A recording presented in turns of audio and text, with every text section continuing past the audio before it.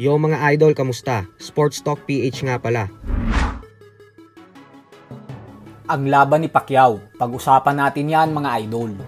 Ngunit bago ang lahat ay huwag kakalimutang mag-subscribe at i-click ang notification bell button for more sports talk. So kanina nga lamang pong madaling araw ay bumiyahe na ang ating pambansang kamauban ni Pacquiao patungong Japan para sa kanyang bigating exhibition fight kontra sa former K1 Super Lightweight Champion Rocky Aanpo na nakatakdang ganapin ngayong darating na Sabado. Kaya naman ibig sabihin po niyan ay lumapag na ito sa Japan sa mga oras na ito. Ganun pa man ay sineryoso po talaga ni Pacquiao ang kanyang training camp para sa laban na ito. Gawa ng kahit 3-rounder exhibition fight lamang ito, ay ang kanyang performance na ipapakita dito ay ang siyang magdidikta kung kaya niya pa ba talagang sumabak sa pinaplanong world title fight kontra sa current WBC welterweight world champion Mario Barrios bago magtapos ang taon na ito. Narito po ang ilan sa mga footages ng huling training ni Pacquiao sa Pilipinas bago ito tumungo ng Japan kanina.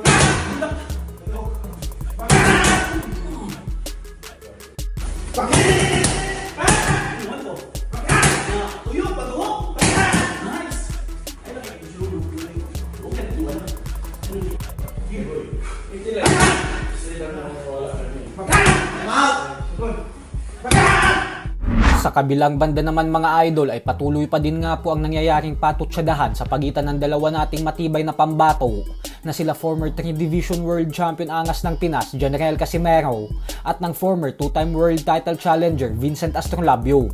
Sa iniwang komento po kasi ni Astrolabio sa Facebook ay sinabi nitong alam naman daw niya na malayo na talaga ang narating ni Casimero sa larangan ng boxing. Subalit ang problema umano dito ay dahil mahina daw talaga ang utak ni Casimero. Gawa ng nagpauto umano ito sa kapatid nito na si Jason na siyang eksperto umano sa lahat ng bagay. Para po sa mga hindi nakakaalam ay nagsimula po ang lahat ng ito matapos hindi matuwa ni Astrolabio sa naging reaksyon ng magkapatid na Casimero sa pagkatalo niya via first round knockout sa kamay ng undefeated 3 Division World Champion Junto Nakatani.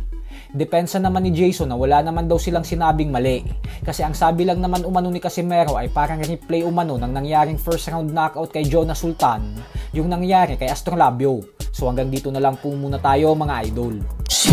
Sports Talk PH, kakaiba ang laban ng mga Pinoy, lakas at dedikasyon, ang aros ng tinuon, kamaong nagbabaga, ang sayo ay babaon, mga Pinoy na ating